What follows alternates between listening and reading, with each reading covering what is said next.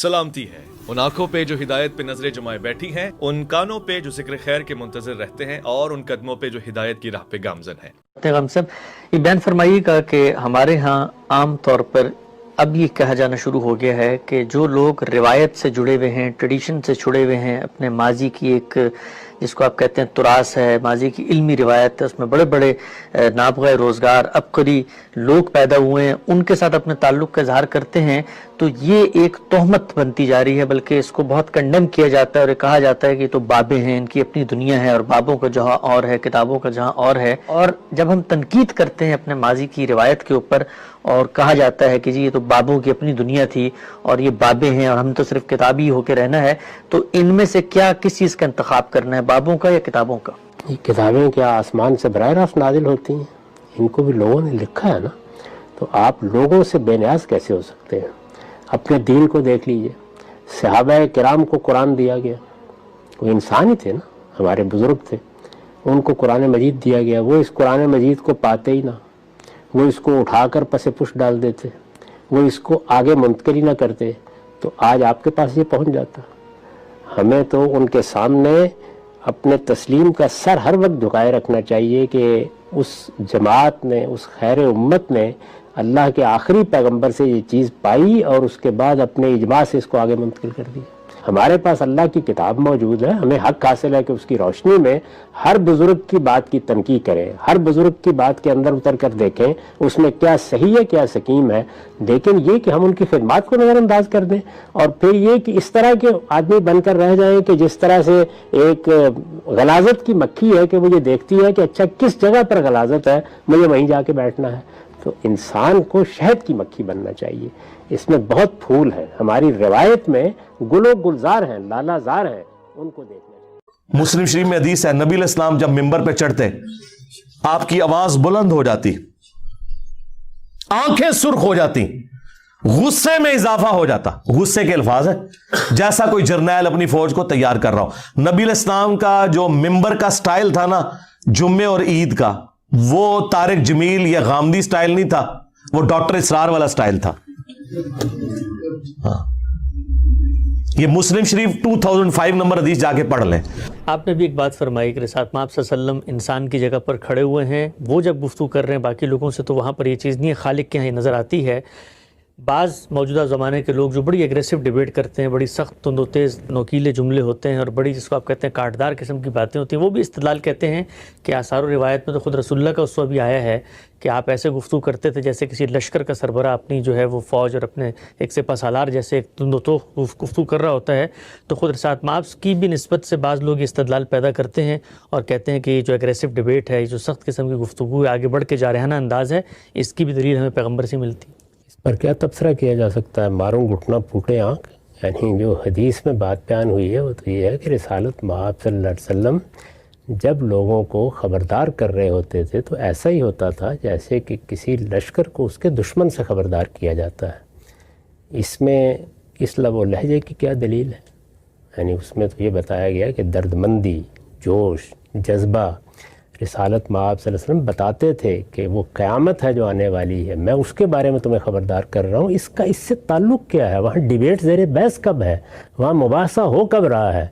वो तो इंजार का उसलूब है जिसको बयान किया गया है। ये क्या बात है जिसको किस बात से तशबीह दी गई है? बिल्कुल बेमानी और लगब बातें। पैगम्बर साहब, ये कहा जाता है कि एक ग़ज़वे में जिस वक़्त काफ़ी बड़ी तादाद में कुछ सहाबा शहीद हुए तो आप सल्लल्लाहु अलैहि वसल्लम ने काफ़ी दिनों तक सुबह जो है वो नमाज में बाकायदा बद्दुआएँ की उनके लिए, जिन लोगों ने वो किया था। उसको फिर कहाँ मामूल करेंगे? बद्दुआ करना कोई बुरी बात है? बद्दुआ का मौका होता है, करनी चाहिए उस वक्त। अगर कोई आदमी जुल्म का इर्तिकाब करता है, किसी बेगुनाह को मार देता है, तो क्या अल्लाह के सामने दुआ नहीं की जाएगी उसके बारे में? इसका इससे क्या ताल्लुक़ है? यानी इन बातों का आपस में क्या रब्त है जो बातें कही जा रही हैं? मेरे ऊपर अगर कोई आदमी जुल्म करता है तो मेरे सामने ये रास्ता है, मैं या तो उसका बदला लूँगा, अगर मैं कमज़ोर हूँ तो अपने रबी से दरख्वास्त करूँगा। तो अपने रब से क्या दरख्वास्त करूँगा? यही करूँगा ना कि इस ज़ालिम का हाथ तू अब पकड़। तो यही दुआएं रसूलुल्लाह सल्लल्लाहु अलैहि वसल्लम ने उन ज़ालिमों के बारे में की हैं जिन्होंने बाकायदा सहाबा की एक जमात को पहले ये कहकर अपने साथ लिया कि हमारी तालीम देने के लिए जाएंगे और उसके बाद उनको कत्ल कर दिया और उनकी लाशों के टुकड़े किए और जिस तरह का मामला किया, उसके बाद क्यों तो बद्दुआ ना की जाए उनके बारे में। ہم سب اس سے استدلال یہ کیا جاتا ہے کہ اگر اسحاق صلی اللہ علیہ وسلم نے دین کے حوالے سے ان کو محسوس ہوتا تھا کہ کوئی شخص ظالم ہے، اس کے بارے میں بدعا کی ہے، تو ہم لوگ اپنی تقریروں میں ان مولویوں کے بارے میں، ان علماء کے بارے میں، ان مسالک کے رہبروں کے بارے میں کیوں نہیں کہہ سکتے جو ہماری نظر میں گمراہ ہیں، خدا کے دین کو مسخ کر رہے ہیں؟ لہٰذا ہم تو پیغمبر کے اسوے کے مطابق ان کے بارے میں بددعائیں کرتے ہیں اور اللہ تعالیٰ سے درخواست کرتے ہیں کہ ان کو زمین کیا استدلال ہے؟ نہیں، بات کوئی ہے، اس سے ایک دوسری چیز کی تمثیل پیدا کر دی، گمراہ ہیں، گمراہوں کے خلاف رسالت میں آپ صلی اللہ علیہ وسلم نے کون سی قنوت نازلہ پڑھی ہے؟ بھئی ایک گروہ ہے جس نے ظلم کا ارتکاب کیا ہے، جس نے انسانوں کی جان لے لی ہے، جس نے دھوکے سے لوگوں کو قتل کر دیا ہے۔ ان دونوں باتوں کا کیا تعلق ہے آپس میں؟ اگر کوئی مظلوم آدمی اپنے ظلم پر فریاد کر رہا ہے اور ایک مولوی صاحب تقریر کرتے ہوئے اپنے مخالفین کو گالی دے رہے ہیں، آپ یہ کہیں یہ ایک ہی کام ہے، اس لیے ان دونوں باتوں کا کوئی تعلق نہیں ہے۔ آخری سوال ہم سب اس موضوع سے متعلق کہا جاتا ہے کہ جو عام آدمی ہے وہ یہ استدلال کی باریکیاں اور یہ جس کو آپ کہتے ہیں پیچ و تاب، اور آپ اس کو بتائیں جی اس میں اصل ماخذ میں یہ چیزیں ہیں، ان کو نہیں سمجھتا۔ اس کو تو آپ نے کسی گمراہی پر متنبع کرنا ہے تو ایک طرح سے ہتھوڑا مارنا پڑے گا تب وہ سمجھے گا۔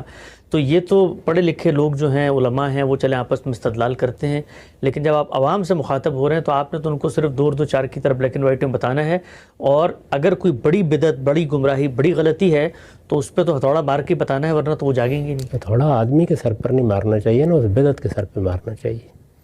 تو آپ اس نظریے پہ تنقید کریں جو بھی کرنی ہے آپ کو، اور جس لفظ لہجے میں بھی کرنی ہے، اس میں دشنام ممکن نہیں ہوتا نا، اس کے لیے تو کوئی آدمی چاہیے ہوتا ہے۔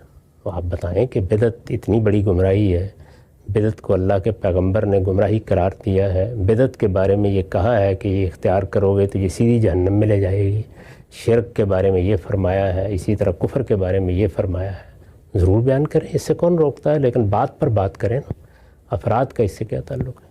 یہاں سے استدلال سے جب بات کی جاتی ہے اتنا مزہ نہیں آتا جتنا یہ اگریسو ڈیبیٹ ہو تھوڑا مار کے۔ دونوں میں سے ایک کام کر لیں، یا اللہ کے حضور میں جواب دہی کے لیے کھڑے ہو جائیں یا لطف لے لیں، دونوں میں سے ایک کا انتخاب کر لینا چاہیے۔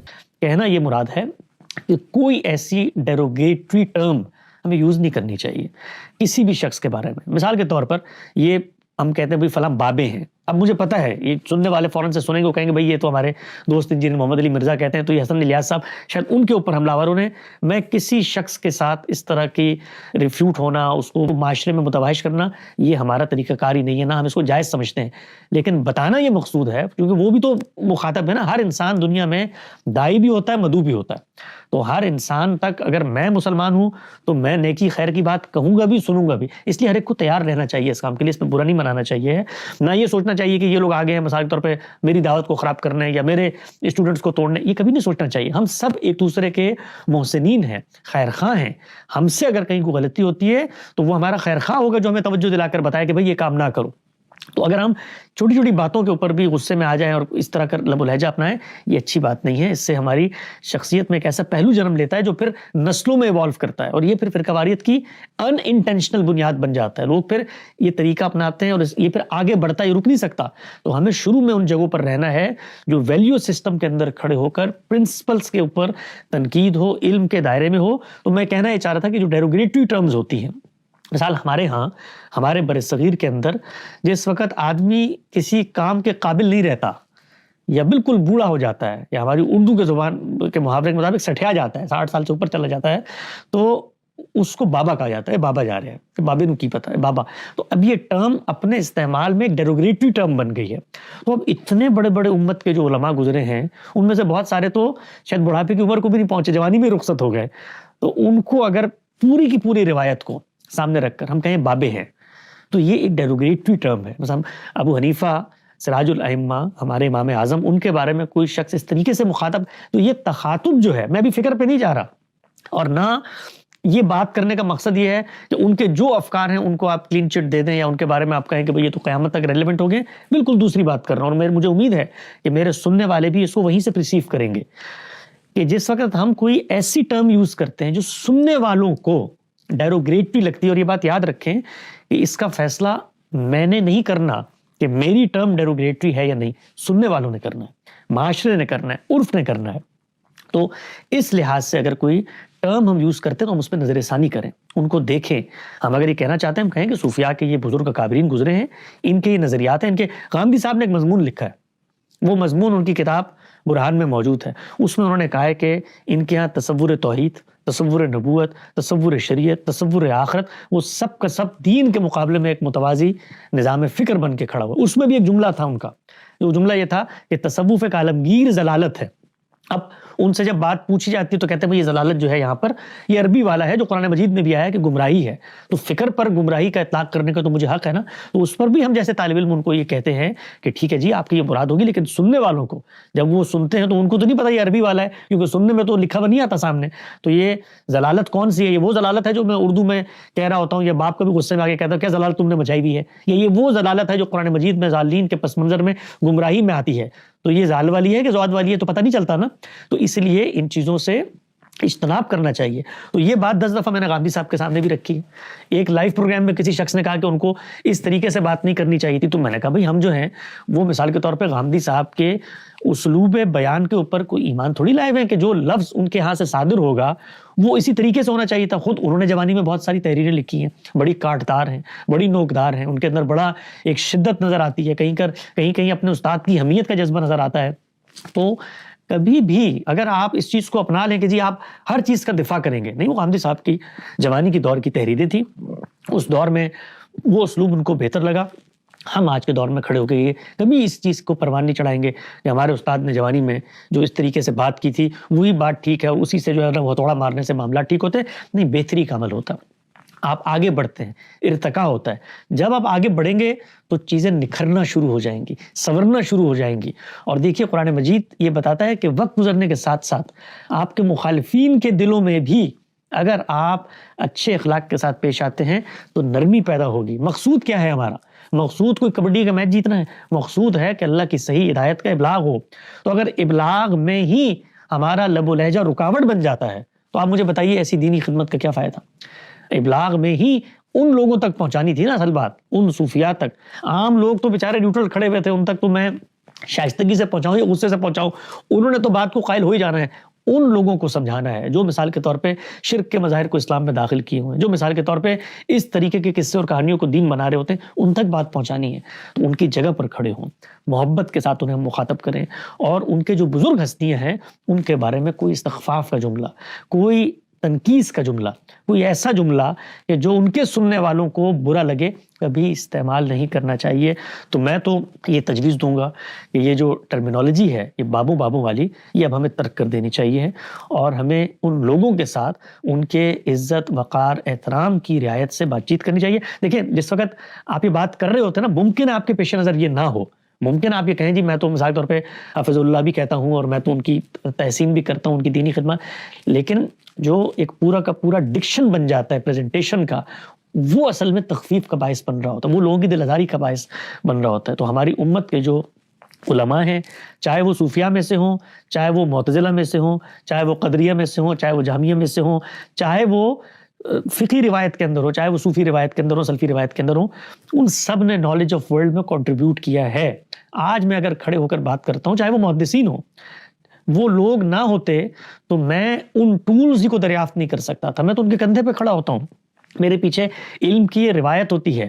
علم کی روایت سے کٹ کے اگر آپ کوئی بات کرتے ہیں تو وہ دنیا میں انجینئرنگ کے میدان میں بھی قابل قبول نہیں ہے، اس لیے کہ علم کی روایت یہ انسانیت کا مشترکہ حافظہ ہوتی ہے، اور اس کو اگر آپ اگنور کر دیتے ہیں تو آپ اصل میں کٹی ہوئی پتنگ کی طرح بن جاتے ہیں، اور اس پر کٹی ہوئی پتنگ کو لوگ کوئی بھی پکڑنے کو تیار نہیں ہوتا۔ تو ان چیزوں پر کوئی غور و فکر ہونا چاہیے۔ کچھ میں نے آج چونکہ ایک سوال ہوا تو کچھ درد دل سے جو کچھ باتیں تھیں، اور بڑی میں سننے والوں کو بھی یہ کہوں گا کہ وہ اس کو یہیں سے معمول کریں۔ اس میں کسی شخص کی جو مسائی ہے، کسی کی خیر ہے، اس کی نفی نہیں ہے، کسی شخص پر کوئی الزام تراشی نہیں ہے، کسی پر کوئی اتہام نہیں ہے۔ مقصود صرف یہ ہے کہ ہم سب اگر دین کی خدمت کے جذبے سے اٹھے ہیں تو ہم اپنے اوپر بھی، کیونکہ دین ہمارا بھی امتحان ہے بھائی، ہم نے بھی قبر میں جا کے اپنا امتحان دینا ہے۔ ایک امتحان تو ہم سے یہ ہوگا کہ اگر تم تک حق بات پہنچی تھی تم نے پہنچائی، لیکن دوسرا امتحان یہ بھی ہوگا کہ تم بھی تو ایک دین کے مخاطب تھے، تمہیں اپنا پرچہ حل کرنا ہے۔ کیا تم کسی کی دل آزاری کا باعث بنے، یا کسی کی آبرو پہ انٹینشنلی حملہ آور ہو گئے، یا تم دین کے خیر خواہ تھے کہ تم نے ان چیزوں کو اپنایا کہ جن چیزوں کو تم خود نفی کر رہے ہو کہ یہ کام نہیں ہونا چاہیے، لیکن خود ہمارے ہاں وہ چیزیں پیدا ہو جاتی ہیں۔ تو ہر ایک کے ہاں، ہمارے ہاں ہمیں جائزہ لینے کی ضرورت ہے کہ ہم کبھی ہمیت حق میں آ کر صوفیاء کو لتاڑنے کی صورت میں آ جاتے ہیں۔ میں نے دیکھا ہے خود گاندھی صاحب کے بہت سارے جو ہے وہ سننے والے آڈینس میں سے لوگ وہ چونکہ اس پس منظر میں آئے ہوتے ہیں تو وہ چیزیں اٹھا کر اس طرح علماء کی تخفیف و تنقیص کر رہے ہوتے ہیں. میں نے خود دیکھا ہے اس رویے کی ہم ہمیشہ مذمت کرتے ہیں. اور بسا اوقات میں نے یہ بھی دیکھا ہے کہ جو مذہبی لوگوں کا ایک حال حلیہ ہے اس سے نفرت کا جذبہ ہمارے یہاں پیدا ہو جاتا ہے.